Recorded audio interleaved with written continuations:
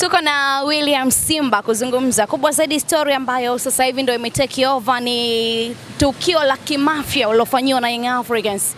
Mchezaji wao Selemani Mwalimu ambaye alihudumu msimu uliopita na msimu huu walimtambulisha takriban mara mbili kwamba ni mchezaji wao, na yeye pia kupitia video yake akathibitisha kwamba msimu huu atahudumu Simba, lakini mambo yamekuwa tofauti. Asubuhi ya leo Young Africans wamefanya kwema kaka. Bwana sio kwema. Mambo mazito. Wanasema kesi ndogo, kesi kubwa, mahakama ndogo. Kesi ya uhaini unapeleka kwenye mahakama ya mwanzo. Kesi ishakuwa ngumu. Kwa hili ambalo limetokea, mimi kwa upande wangu ni kitu cha kuumiza na cha kukatisha tamaa sana. Kwanza kuna kitu ambacho kinanifikirisha sana hasa kwa viongozi wetu wa Simba Sport Club. Kwa sababu mchezaji kwenye Simba Day tulionyeshwa mpaka ka shot, tuliambiwa macho kwenye screen, tukageuka. Tukamwona mwalimu anaambia anakuja, yuko njiani.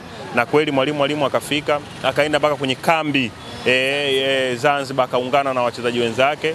Alafu leo hii alfajiri tunasikia kwamba amesaini. Unajua nani kuachwa wakati una usingizi, yani tumeachwa usingizini yani.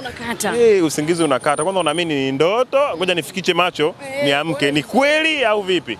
Kweli nikaingia kwenye peji ya Yanga moja kwa moja, nikaona anatudolifia, anatulingishia mkataba kwamba ana mkataba. Kwa hiyo kuna kitu ambacho kinanifikirisha sana, kuonesha viongozi wa Simba ni viongozi wa namna gani. Hasa eneo hili mimi nitalizungumzia sana kwa sababu wamegusa kwenye upande wa furaha ya mashabiki. Unajua kwenye eneo zima la wachezaji na namna ambavyo wanasajili ndio eneo ambalo sisi wakina William linatupa sana furaha na ndio eneo letu. Pengine huko kwenye uchu wa madaraka, kwenye ugomvi wao au ya kwao wenyewe, acha wagombane kwa sababu sisi haituhusu. Mimi leo hii siwezi nikampinga Mangungu kwa sababu hata shilingi 10 ya Mangungu mimi siwezi kuipata. Lakini huko ambako kunasababisha mimi ninunue jezi, huko nako kunasababisha mimi na furaha, ndio eneo langu. Kwa moja kwa moja viongozi wa Simba wametukosea sana. Wametukosea kwa sababu gani? Mwalimu mpaka anafika pale, kilichokuwa kambini kule ni busara tulikuwa inahitajika. Mwalimu amekuja kutoka Morocco, amesafiri mpaka hapa. Viongozi wa Simba wakawa wanahitaji busara. Lakini moja kwa moja mwalimu angefika, wangempa mkataba. Leo hii walikuwa leo hii mambo haya yameisha, wala tusingesikia hili swala. Lakini kwa umafia ambao Yanga wameufanya, kwanza walijua kabisa namna gani Simba wanakuwa wana delay kwenye mambo mazuri. Hasa leo hii kitu kimenifikirisha mpaka kuhofia usalama wa wachezaji wetu wazuri ambao wapo. Je, vipi kuhusu Onesite Oura? Wanatuambia na mkataba. Pengine ni busara tu inatumika na mchezaji anaamua tu ngoja nicheze kwa sababu ndio klabu ambayo imenileta na imenitambulisha. Kilichofanyika kwa Simba Sport Club ni busara. Mwalimu ananiambia wewe cheza, tucheze kwanza dabi, tufanye hivi na hivi na hivi na hivi. Kwa hiyo waliagundua mapungufu yetu Yanga, ndio maana kwanza Alikamwe alishaongea hivi vitu nadhani wiki 2 zilizopita. Alikuwa anaonyesha taa ya hatari kwamba inaweza ikawaka.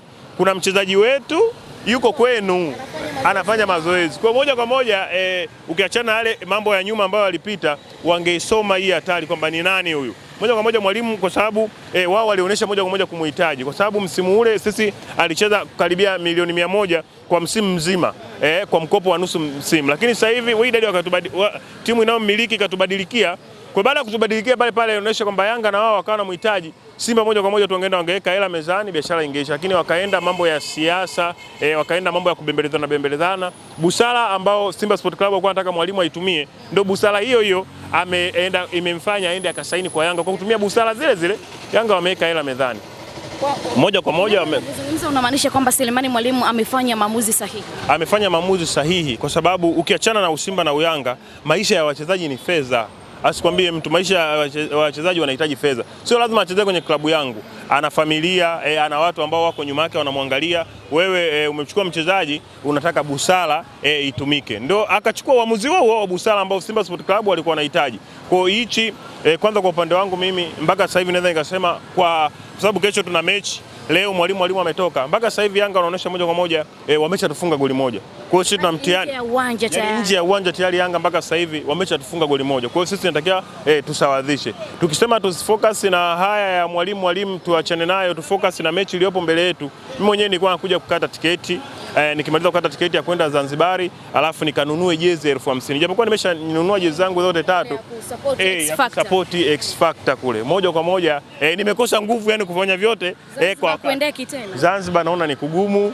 Kununua jezi nyingine tena naona kama ni mtihani kwa hicho ambacho tunatokea. Kwa viongozi wetu moja kwa moja wametukosea kwenye eneo letu ambalo ni muhimu. Unajua bora hata hao mashabiki wadanganye kwenye engo zingine, lakini sio kwenye swala zima la mambo ya sajili na swala la wachezaji. Simuona Yanga tangu 2005 pale Jangwani wanaambia tunajenga uwanja na vifusi vinasombelewa vinawekwa.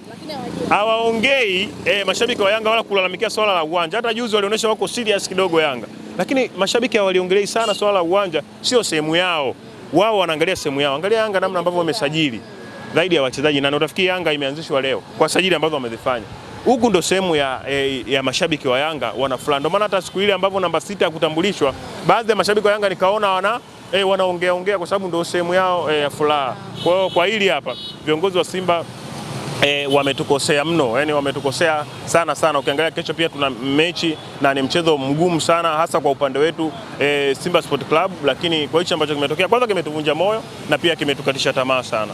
William, ukiangalia tajiri alizungumza siku ya Simba Day na kusema pesa iko benki, akiwa anamaanisha kwamba pesa sio tatizo ndani ya Simba, lakini inakuja ili swala la Selemani Mwalimu na inasemekana kwamba wao Simba mmechelewa kupeleka pesa Wydad na Yanga wamemaliza kazi. Hii ina maana gani? Tajiri anasema pesa ipo, mzunguko umekuwa mkubwa kiasi hiko.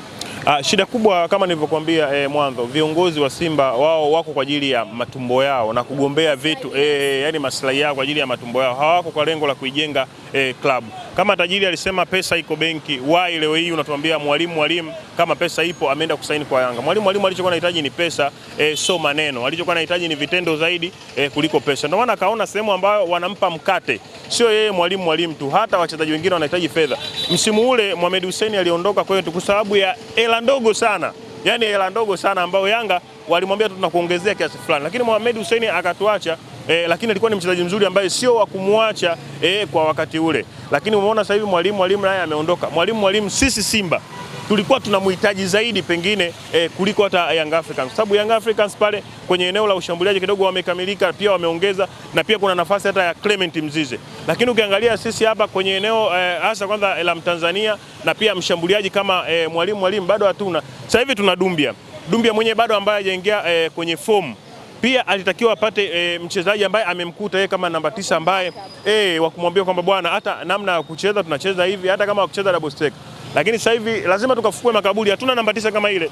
Itabidi tumpigie ndugu yangu Mwangosi apande ndege awai, kwa sababu hatuna namba 9 top kama mwalimu. Ukiongelea sisi tulikuwa tunamhitaji zaidi hasa kwenye eneo la mwisho la kiwanja. Hata hivi kwa timu ile ukimwachia Dumbia ni kumsababishia tu mtoto wa watu, mashabiki waendelee kumtukana, matatizo na lawama kubwa sana. Kwa hiyo moja kwa moja kwa kitu ambacho mimi kwa upande wangu kimeniumiza sana moyo. Yaani kimeniumiza sana moyo nikifikiria safu yangu nzima ya ushambuliaji, nikimwangalia Dumbia ambaye bado moja kwa moja hajaingia kwenye form. Na mashabiki wa Kitanzania sisi hasa kwenye eneo la mwisho wa ushambuliaji tunahitaji mchezaji akifika aanze kuscore siku ya kwanza hiyo, achana na mazoezini, aonyeshe. Lakini ukiangalia kwa Dumbia bado ni mchezaji anaonekana ni mzuri, lakini bado hajaonyesha. Lakini kwa hii mwalimu imenifikirisha sana na kuangalia mechi ya kesho ambayo hivyo Yanga hawachekeshi.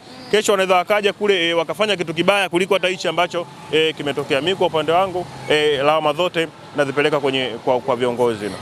Tukizungumza kuhusiana na hili, unadhani huu usajili Young Africans wameufanya kwa sababu ya kisiasa na kwa sababu ya kuwakomoa Simba, hayakuwa mahitaji yao kama ambavyo umezungumza pale mbele wamesheheni kuelekea tofauti na nyinyi? Ukiangalia Simba na Yanga la yake ndo hii hapa, vitu kama hivi hapa.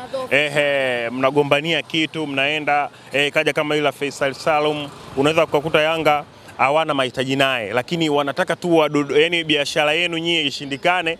Wanasema biashara ni ya 10,000, hai tutaifanya kwa 50,000. Yani wanawaingiza tu chaka ili mradi unakuta wao kimahitaji hawamhitaji. Hata hili la mwalimu ukiangalia nafasi ya Clement Mzize, mimi ni shabiki ambaye kidogo nimenyooka sana. Ukiangalia kwa nafasi ya Clement Mzize na nafasi ya mwalimu Clement Mzize akiwa kwenye form, hatuna striker wa Kitanzania ambaye mwenye top kama Clement Mzize. Clement Mzize ni mcheka mzuri na tumeona amerudi sasa hivi. Japokuwa hajawa kwa 100%, lakini amerudi. Ukiangalia kwa nafasi ambazo hata Yanga amesajili eneo la mbele la ushambuliaji, wakina Peter Shaulile, yule Ostazi, wakina Eric Mwijage, unaona moja kwa moja Yanga hawakuwa wanamhitaji zaidi mwalimu kuliko ambavyo Simba Sport Club tulikuwa tunamhitaji. Kwa hiyo kwa timu zetu za Kariakoo, kama ilivyokuwa kwa Chama Clatous, kama ilivyokuwa kwa Mohamed Hussein, yani kwenye dirisha lolote la usajili, ili kusudi mambo haya yanoge kwa timu hizi za Kariakoo, ni lazima vitu hivi vitokee. Huyu alikuwa anamtaka, tumemuiba, kwa hiyo kidogo na chenyewe kinanogesha utamu wetu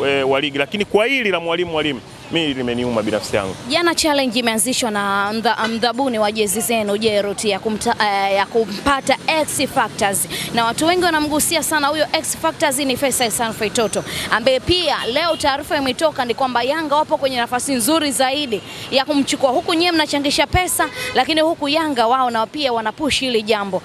Tuzungumze kuhusiana na hili kwanza.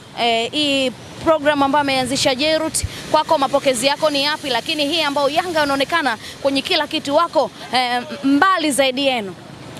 Kwanza kwenye hili hapa Jerut amefanya kitu kizuri sana, lakini Jerut anafanya kwa mapenzi. Unajua kuna wakati mwingine nafikiria kama klabu yetu nampa mtu kama Jerut, klabu itafika mbali sana, kwa sababu yule baba anafanya kitu kutoka moyoni, yani unaona kabisa anafanya kitu kwa mapenzi binafsi. Lakini pamoja na hili hapa anafanya anaipelekea Simba Sport Club mchezaji au Simba wenyewe ambao wanatakiwa wapewe huyo mchezaji ambaye tumeungana sisi mashabiki na mzabuni wetu wa jezi.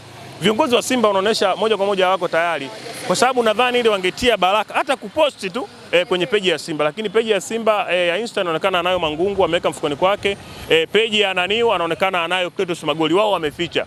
Wao hawasupport hichi kitu kizuri ambacho mbaba wa watu amejitoa na anaonyesha nia, na yule jamaa ni mtu ambaye amenyooka sana. Simba Sport Club kama tutampoteza huyu jamaa hatutakuja kupata mtu kama huyu, kwa sababu amenyooka. Aliahidi magari mazuri ya kifahari, yamekuja. Ameahidi jezi nzuri, hizi ndo tunazovaa na tunatamba, ndo jezi hizo. Lakini Simba Sport Club wenyewe hawaonyeshi kusamini mchango wake, hawaonyeshi kujali hichi. Mimi nadhani wangeposti kule.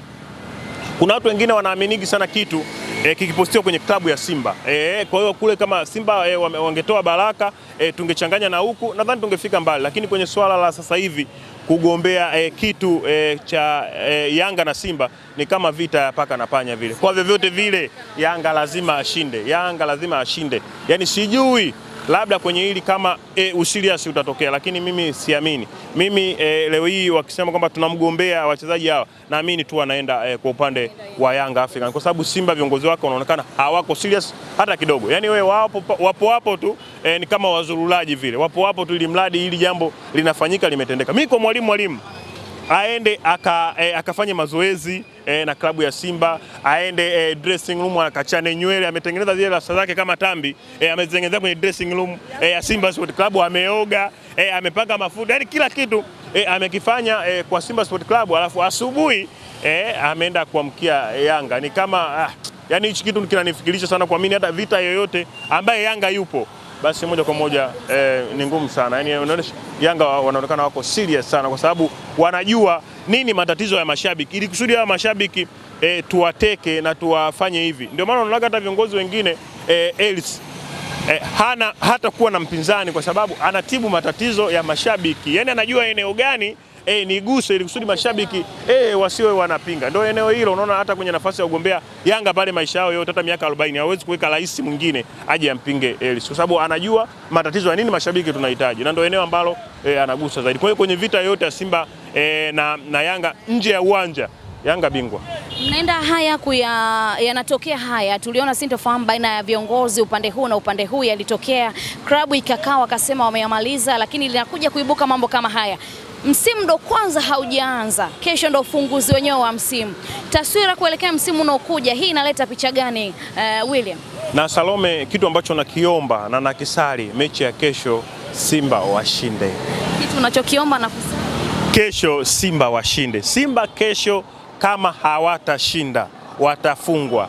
Simba itaenda kupasuka vipande 14 zaidi ya meli ya Titanic. Meli ya Titanic ilivyogonga barafu ili katika vipande viwili, lakini Simba itaenda kupasuka zaidi ya vipande 14. Kila mtu atakuwa na la kwake la kusema. Kwa hiyo ili mkubwa sana. Huo mpasuko ambao ndio kutokea ni mkubwa sana. Kwa hiyo mimi mwenyewe naiomba kama shabiki wa Simba, napenda maendeleo ya klabu yangu, Simba kesho aende akashinde, ili kusudi yale mengine hata kama tutayaficha, hata kama tutaendelea kutumia busara kidogo, itakuwa inaofaa. Lakini kama atafungwa, kila kitu kibaya kuna mtu ambaye atatafuta abebeshewe ule msalaba. Kwa hiyo mimi mwenyewe naomba haya mengine tuyafute kupitia mechi ya kesho. Baada ya hapo tutaongea na atakuwa anazungumzika, lakini baada ya kufungwa hakuna shabiki ambaye atakuwa anamuelewa kiongozi yoyote akisimama, shabiki yoyote ambaye atakuwa anamuelewa mtu yoyote yule. Timu yako umeiona, pinzani wako pia umeiona. Timu yako ilishiriki michuano ya Kagame kule, lakini imekuja kucheza mchezo kwenye Simba Day na Polisi Kenya wakafungwa, lakini wapinzani wako pia Young Africans uliona kwa mara ya kwanza wameonekana wamecheza mechi ya kirafiki kwenye tamasha lao, lakini wamefungwa pia. Unaona unaenda kuwa ni ngumu ama rahisi kiasi gani kwa namna tu vikosi ulivyovitazama? Mechi kwanza itakuwa ni ngumu kwa sababu tumewaona Yanga, pia tumekiona kikosi cha Simba Sport Club. Ukiongelea kule kwenye Kagame, Simba walienda kupoteza tu muda. Mechi ambayo Simba alienda akacheza, mimi nikaiona Simba ni ile mechi dhidi ya Singida, lakini zile mechi zingine Simba unaona walienda kuzurura tu kule, pengine na kuangalia watoto wazuri wa Rwanda kule, lakini moja kwa moja kwenye mechi ambayo wamecheza kidogo, unaona hii timu inaonyesha ni mechi dhidi ya Singida. Tumeona pia Simba kwenye tamasha letu la Simba Day dhidi ya Polisi, mechi ilikuwa ni nzuri sana, lakini tulienda kupoteza kwa goli moja. Lakini kwenye mechi ya tamasha haiwezi kukupa kile kitu ambacho moja kwa moja kwenye mechi ya mashindano, lakini baada ya tamasha tunaenda kwenye mechi nyingine ya tarehe 12. Tumewaona pia Young Africans wamecheza na ile timu ya kutoka Kongo, wameonyesha nao kwa namna yao, lakini kipimo halisi cha mechi, kwa sababu tamasha alikupi kile kitu ambacho kitaenda kutokea kwenye 100% kwenye ufunguzi wa ligi. Kwa hiyo mimi nadhani tutaenda kuona mbinu za makocha, tutaenda kuona wachezaji nini ambacho watafanya. Kuna wakati mwingine unaweza kuwa una timu ya kawaida lakini ukaenda kushinda kwenye timu ngumu na timu kubwa. Nchi kubwa inategemeana namna gani maandalizi ambayo mmeandaa ya kwenda kupambana na vita. Kwa hiyo tutashuhudia mchezo mzuri, yeyote ambaye atakuwa na kikosi bora na mbinu pia za makocha ndio ataenda kwenda kuwin. Mechi itakuwa ni nzuri sana, na mechi pia dabi ni dabi. Tunaweza tukasema japokuwa dabi zetu zimekuwa sana za upande mmoja, zinakuwa zinawafeva Yanga, lakini mimi naamini kwa chochote kile, ukiangalia sisi, kitu ambacho mimi kinanipa nguvu, tumesajili kutokana na mahitaji msimu huu kwenye dirisha kubwa. Tumesajili wachezaji wachache tu kwa kuboresha tu, tofauti na wenzetu wamesajili wachezaji wengi. Kwa hiyo kama wachezaji wataenda kucheza kile ambacho kitu tumekiacha kwenye msimu jana, wakaenda wakaongeza na yale maboresho, mimi nadhani tunaenda kuibuka kuwa washindi, japokuwa sio rahisi. Mpira unahitaji mpira unachezwa kwenye ubongo, miguuni vitendea kazi tu kama gari na matairi. Kama watakuwa vizuri psychology, wakaenda kucheza vizuri, mimi Simba na uhakika anaenda kuchukua ngao. Asante. Shukrani pia.